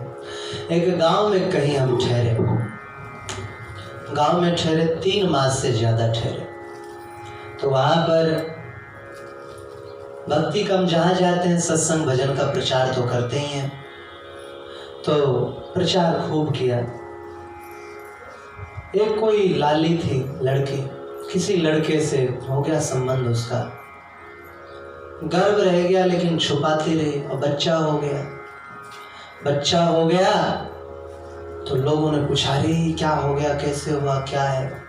बेचारी ने डर के मारे हमारा नाम बता दिया, और हम बच्चे बाल ब्रह्मचारी मत, हमें तो बहुत लंबे समय तक स्त्री पुरुष का भेद भी नहीं पता था, और नाम लगा दिया। पूरे गांव के लोग आए। तो गांव में 2 टीम हो गई, एक तो ये कि बाबा पे फालतू इल्जाम लगाया जा रहा है, टेस्ट करवाया जाए, DNA टेस्ट पता चल जाएगा, और दूसरा ग्रुप वो था जो जिन्होंने कभी वहाँ फेरी नहीं चलने दिया था। रमेश बाबा महाराज के गांव की प्रभात फेरी को भी चलाई होगी कभी, लेकिन चलने नहीं दिया था। ऐसा गांव, अब सब के सब आए और आकर के उस बच्चे को वहीं रख दिया, लड़की लेके गए, इसका पालन तू ही कर। अब जो सिर रगड़ते थे पैरों में वो तू पे आ गए। हमें डर नहीं लगता, पता नहीं क्यों नहीं लगता, कोई फर्क नहीं पड़ता। उनका ठीक, कोई बात नहीं, कोई खास विरोध नहीं हो पाया। पंचायत भाई, पंचायत में कहा वो बच्चा को बाबा को दे, और आज से एक भी घर में एक दाना अन्न नहीं दिया जाएगा बाबा को। ठीक, कोई बात नहीं। दोपहर हुआ, बच्चा रोने लग गया, पहले दिन का पैदा हुआ बच्चा, और मुझे तो ऐसे भी बच्चा संभालने का कैसे अनुभव हो पाएगा, मैं कोई गृहस्थ हूँ।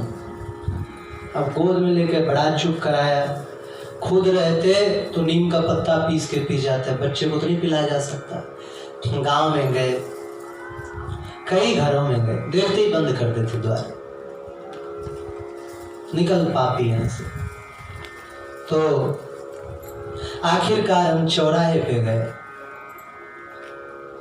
अद्भुत बात ये थी कि वो गांव ज्यादातर चमारों का था। भीमराव अंबेडकर की मूर्ति लगी थी चौराहे पे। हम चौराहे पे खड़े हो गए और जोर से चिल्ला करके बोले, शाम हो गया था, किसी ने कुछ नहीं दिया था, कि भाई मेरी मत सोचो, इस छोटे बच्चे ने क्या अपराध किया तुम्हारा। कल मैं प्रातः इस गांव से चला जाऊंगा, लेकिन आज तो इस बच्चे का पालन कर लो, क्योंकि गांव वहां से करीब 12-14 किलोमीटर दूर था, और बच्चे को लेकर के जाना बड़ी मुसीबत है। ये बात सुन करके माता में मातृ हृदय प्रेम उमड़ आया, रोती हुई दौड़ती हुई आए और बच्चे को लेकर दूध पिलाने लग गई। गांव के लोग आए, ये क्या करती है तू? सारी असलियत उसने बयां कर दिया। ऐसी ऐसी बात है। छोरा जिसका था उसने कहा था उसके बाप ने कि बाबा को फंसा दे, ब्याह तो मैं कर दूंगा, बाबा को फंसा दे। इसीलिए गांव से हम जैसे हमें ये बात आई थी बाबा अपनी बेटी के द्वारा फंसा देंगे, तो हमने दंडौत करके निकल ली। जब पूरा गांव रोता था तब भी निकल लिए थे। अब तो पूरे गांव के लोग चर्चा चलने लगी उन पे क्या मुकदमा लिया जाए, ऐसा हो गया वैसा हो गया। हमने उनको छोड़ा, फिर अपनी झोली माला उठाई, वो लोग व्यस्त थे, निकले उस गांव से। करीब 3 किलोमीटर चले आए तब शायद उनको होश आया होगा, देखा पूरे गांव आ रहा है दौड़ के। हमने कहा लाला इनको लगता है अभी संतुष्टि नहीं हुई, अब समाधि बना के ही दम लेंगे। सब दौड़ के आए और चरणों में गिर पड़े, बहुत रोए, बिल्कुल बाबा गांव चलो। हमने कहा भैया अब तुम्हारे गांव में रहने का क्या फायदा है कि एक कोई छोटा सा व्यक्ति आकर के कोई आरोप लगा दे और तुम सबकी श्रद्धा एकदम से मर जाती। तो ऐसी श्रद्धा जगाने का फायदा भी क्या है? आज तुम्हारी श्रद्धा जग गई, कल फिर ऐसी घटना कोई कर दे, फिर क्या करोगे? सब रोए, नहीं बाबा ऐसा नहीं होगा वगैरह वगैरह। हम चलते रहे, रुके नहीं। 12-13 किलोमीटर बाद दूसरा गांव आया, सब पीछे पीछे आए। दूसरे गांव में क्या बात है भाई, वहां भी फैल गई सारी बात। अब उनमें भी श्रद्धा उम्र पड़ी, नहीं बाबा तो हमारे गांव में रहेंगे। तो उस समय हमने ये देखा था ये घटना कि 3 या 4 साल बाद, शायद मैं उस समय 21-22 साल का हो गया था, फिर उस गांव से गुजरना हुआ था। किसी का बस अगले गांव में जाना था, गुजरना हुआ केवल। किसी गांव वाले ने देख करके पहचान लिया, क्योंकि दाढ़ी मूंछ तो इसे भी मैं बढ़ाता नहीं हो जाता और है भी नहीं, कम है अभी। पहचान लिया, घेर लिया पूरा गांव और एकदम से बच्चे बूढ़े सब दौड़ दौड़ करके आए और फिर यही कहा बाबा अब तक हमारा मंदिर खाली है, एक भी संत नहीं आया। इस घटना को सुनने के बाद तो संत और भी भाग जाते हैं दूर से।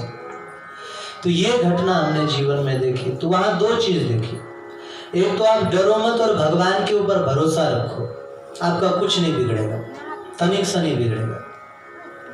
और दूसरी बात ये देखी कि जहां पर श्रद्धा ना हो या बनावटी श्रद्धा हो वहां पर भी मत रुको, क्योंकि मुसीबत आएगी, सब आपको अकेला छोड़ देंगे, बिल्कुल अकेला छोड़ देंगे।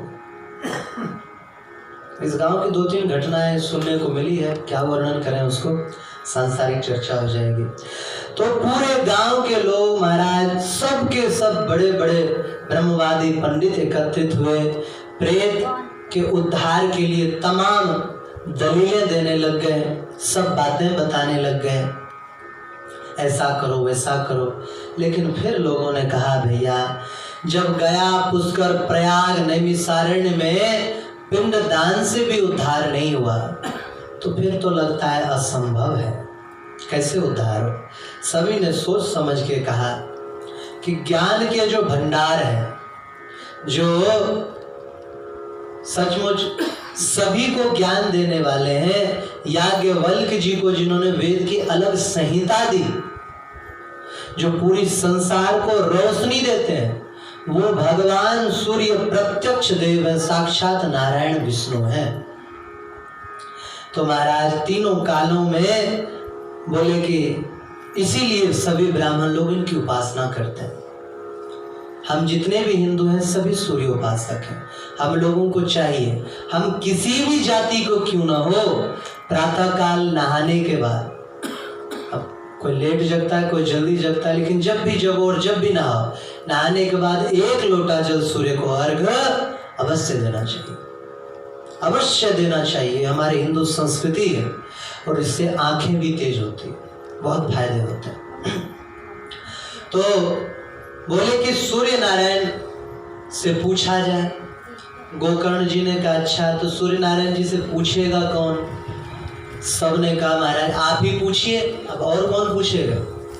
सूर्य नारायण से आप ही पूछिए, क्योंकि आपके अतिरिक्त और किसी में शक्ति नहीं। आपने इतने दिनों तक वेद माता गायत्री की आराधना करी है, तो आप सब कुछ कर सकते हैं, आपके बिना किसमें सामर्थ्य है सूर्यदेव से बात करने की। और संत महापुरुष जो होते हैं वो कुछ करते हैं तो ढंग से करते हैं। हम में त्रुटि रह जाएगी, नहीं कर पाएंगे, पता नहीं कितनी त्रुटि रह जाए। सुना है कबीरदास जी महाराज ने एक पद में वर्णन किया, एक गांव में बातचीत चल रही थी बहुत देर तक। एक संत बैठे हुए थे, बहुत देर तक पंचायत होती रही, कोई फैसला नहीं हो पाया। किसी ने कहा संत भगवान भी बैठे, इनसे भी पूछ लिया जाए, क्योंकि संतों की बुद्धि तो अलग ढंग से चलती है। क्योंकि वो गृहस्थों की तरह स्वार्थी तो होते नहीं, ना उनको अपने बीवी के विषय में सोचना, ना बच्चे के विषय में। वो सोचते हैं हर किसी की भलाई के विषय। जब भी हुआ बाबा कैसा करे पूछ के हर काम करो तो देखो आपका कभी भी बुरा नहीं हो सकता।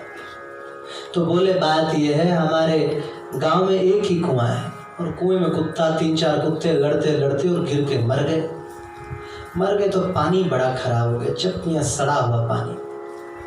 बाबा ने कहा एक काम करो, यज्ञ करवाओ। यज्ञ किया, फिर पिया सड़ा हुआ पानी।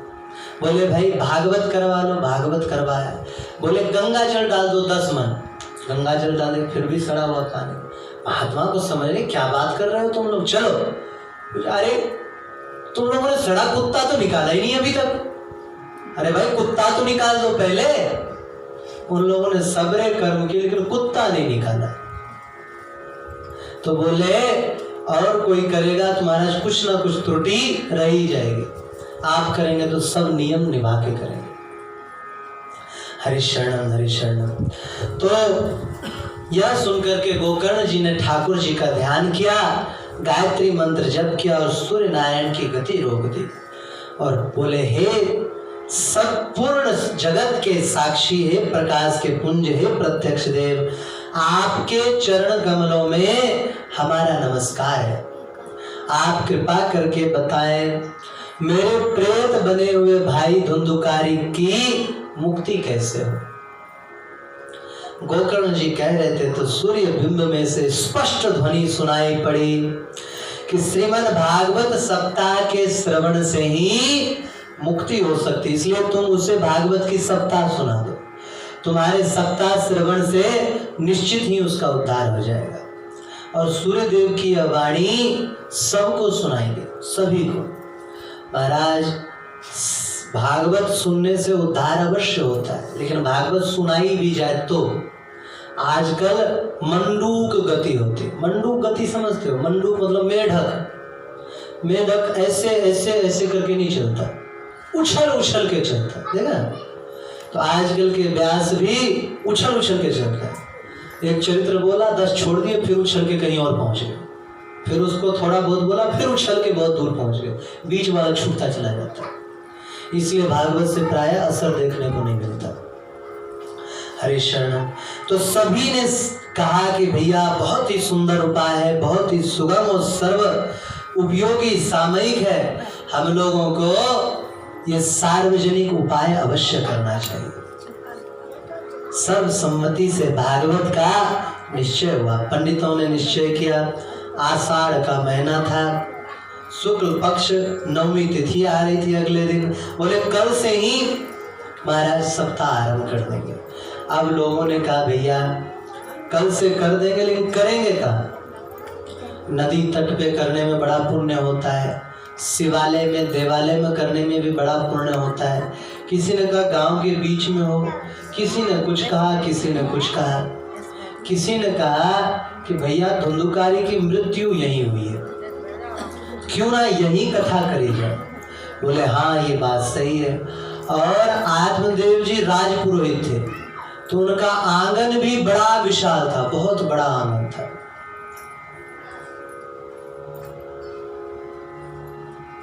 हरिशरण हरिशरण।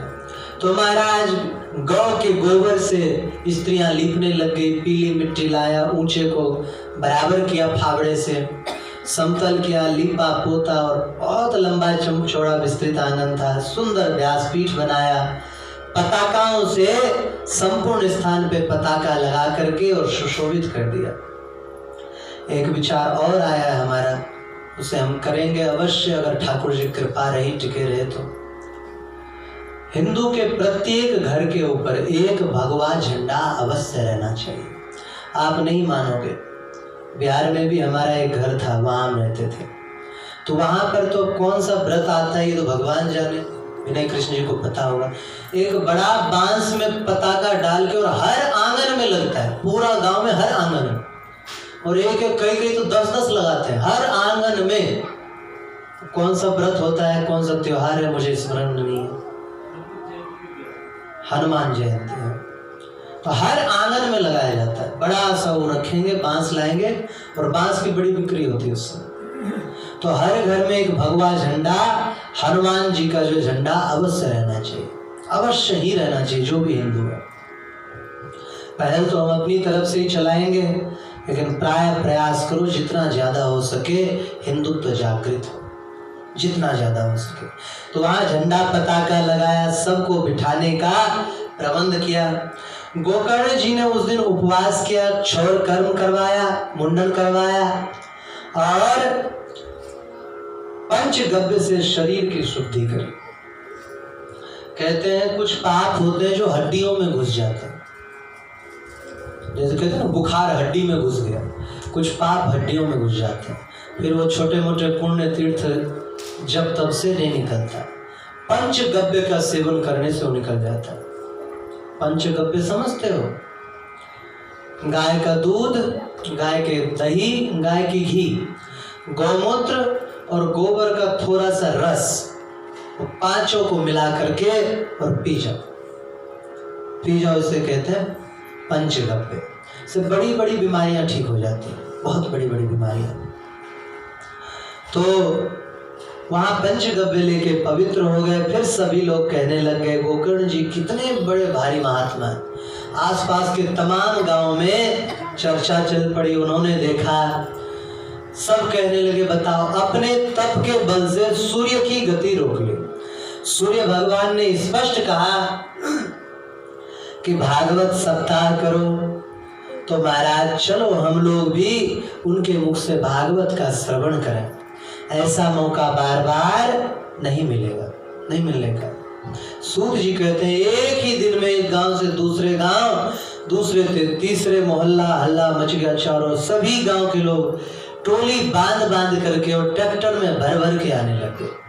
ये हमने मान मंदिर में देखा, अब कम हो गया है, 2010 से पहले की बात।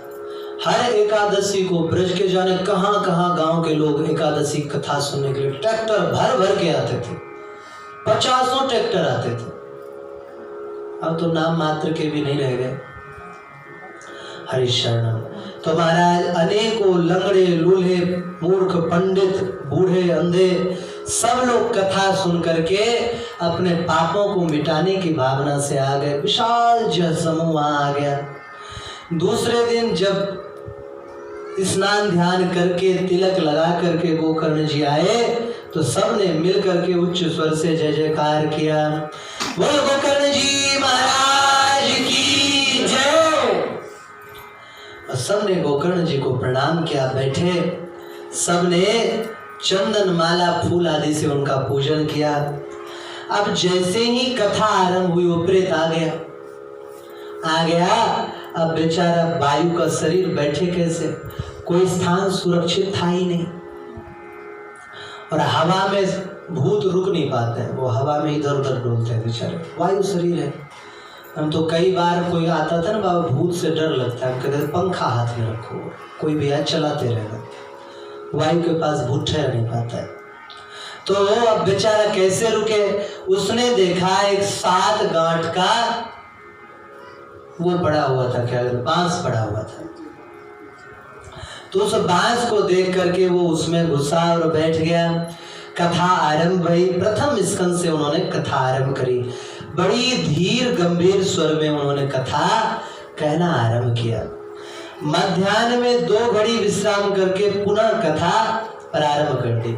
शास्त्रों में 3.5 प्रहर कथा कहने का विधान है। भागवत अगर 7 दिन में सुनना हो तो रोज 3.5 प्रहर कथा होनी चाहिए, माने 10.5 घंटा, इतना ही हुआ, 10.5 घंटा रोज कथा होनी चाहिए, तब जाके कथा पूर्ण होती है। हमने करी है अपने समय में, 2005 से पहले जितनी भागवत कथा होती थी, एक तो वो 2 समय वाली होती थी, सुबह और शाम। तो पहले होता था तो देखा था हमने, 7 बजे से लेकर के और 12 बजे तक होता था, और दोबारा 1 बजे से लेकर के 7 और 8 बजे शाम तक होता था, और सब लोग ध्यान से सुनते थे। तब जाके कथा प्राय पूर्ण कुछ अध्याय हो जाता था। फिर धीरे धीरे